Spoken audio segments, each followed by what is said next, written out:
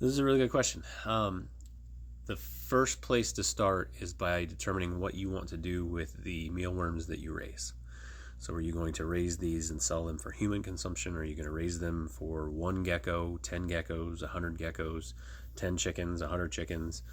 Are you going to raise them to sell the live mealworms for money as a business? Are you wanting to dehydrate them and sell them? That's going to determine your next steps. Because if you're raising them for your gecko at home, you can do this in one container, 2 trays, 3 trays, and raise plenty of mealworms for that gecko.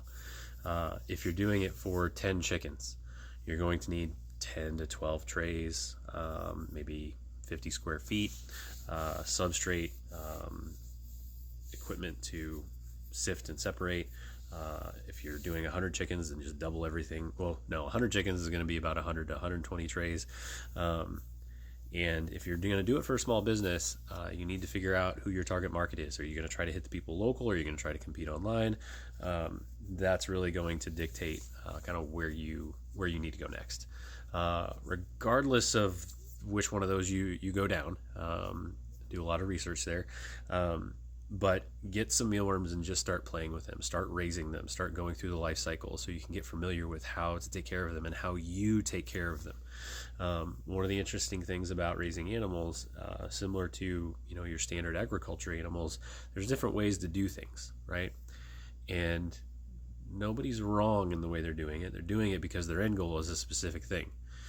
If you're raising an animal to butcher it for meat, your end goal is going to be different than if you're raising that animal to show it, right?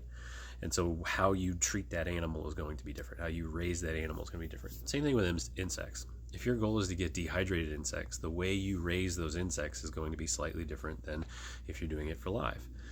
Are you going for jumbo mealworms, which require hormones to get real big? Are you going for mini meal, right? Like, what you want to do should determine which path you're going to go down here.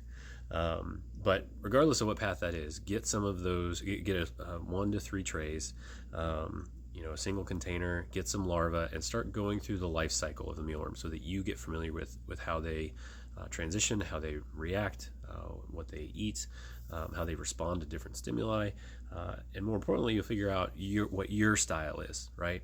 If you have time to feed those insects 7 days a week, once a day, they're going to thrive better than, like here, I'm feeding Monday, Wednesday, Friday, hydration. And so I'm doing it as a business. Every time we walk in there and touch those trays, it costs labor and time. And so I have to factor that into the overall processes here, right? So determine what it is that you're raising them for, and then start researching down that path of how to raise mealworms for chickens, how to raise mealworms for geckos, how to raise mealworms for yada, yada, yada. And come back here for questions.